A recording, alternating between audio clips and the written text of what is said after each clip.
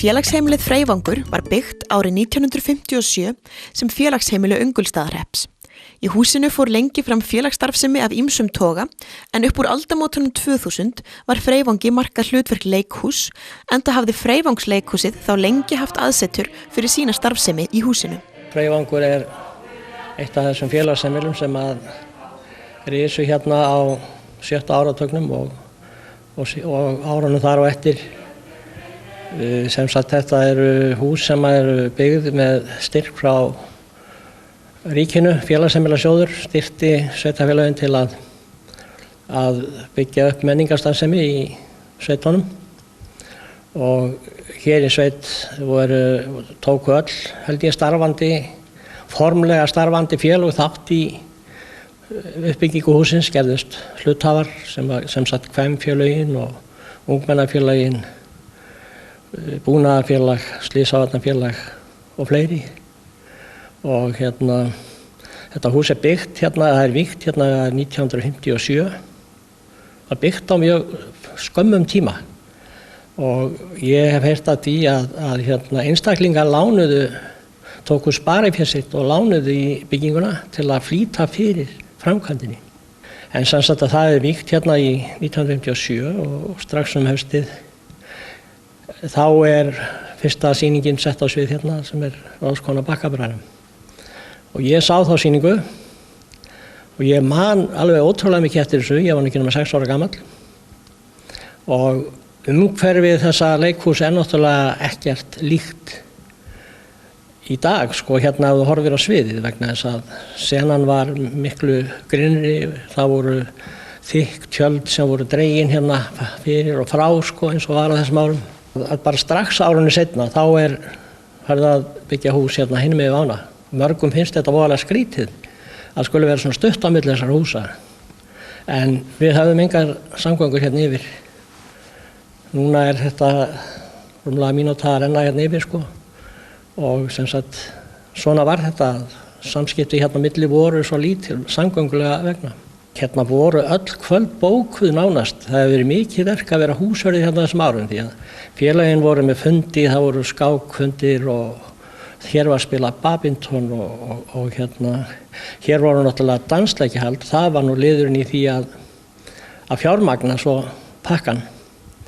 Og ég fullyrði það að á þessum árum sem að Freyvangur sem voru rekin svona starfsemi að halda hér böll og hér komu allar frægustu hljómsveitir landsins.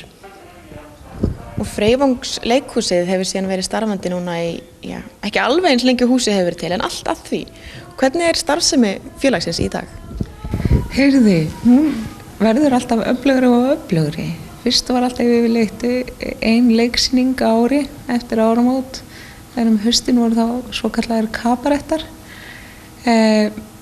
Núna erum við að koma með 2 sýningar, eina á hausti og eina á vori. Við höfum gert það síðustu ár, en hvað framhaldi verður, það verður bara komið ljós.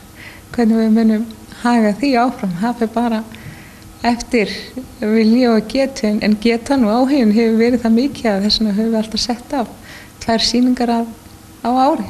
Reglulegur rekstur hefst á leikfélagi 1962. Ég veit að fram að þeim tíma að það var aldrei svona samkoma það var ekki einhver innþáttökur settir upp eftir eitt kvöld og svo bara skellt í sýningu En formlegt félag stofnað og það nú ekki margir dagar í dag, það 9. apríl 62 félagi stofnað 54 ár. Og þá búið að gera sviði mjög vel klárt fyrir sýningar. Þá sýnt í 8 sýningar held ég í beitt, 6-8 sýningar, ég maður þetta ekki alveg. En síðan kemur sjónvarpið og þá náttúrulega hefði engin tíma til að leika sér á leikæfingum, menn voru bara heima og voru á sjónvarpið. Og þessi tími hafði áhrif á alla starfsemi í húsinu og en síðan það ungmennafélögin taka sig til 76 og þá byrjar ballið fyrir alvöru. Freyvangsleikhúsið stendur alltaf reglulega fyrir minningarsýningum. Hvað það?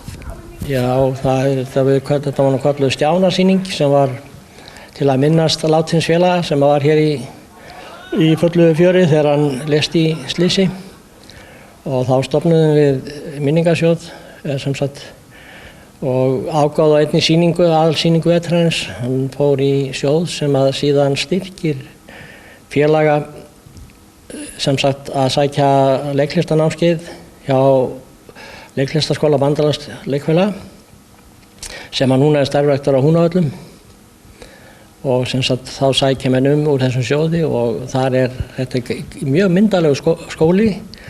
Þar er förðun, það er allur pakkinn, það er leikstjórn, það er framsögn og bara almennt leiklist og markaðssetningu og hvað sem er. Og núna hefum við mist fleiri félaga sem að hafa farið alltaf ungir. Þannig að við höfum þetta höfða til þeirra allra. Já, það eru 54 ár síðan leikfélagi var stofnað. Hvað er framundan núna? Heyrðu, á næsta ári það ekki 50. leiksýningin sem verður. Var það ekki rétt hjá mér? Já, sé 50. leiksýningin á næsta ári sem sagt. Núna erum við að setja sérst upp stofuna sem að gengur fellega vel og hvernig alla að koma það er sýningar sem eru eftir og þeir sem eiga eftir að panta miða.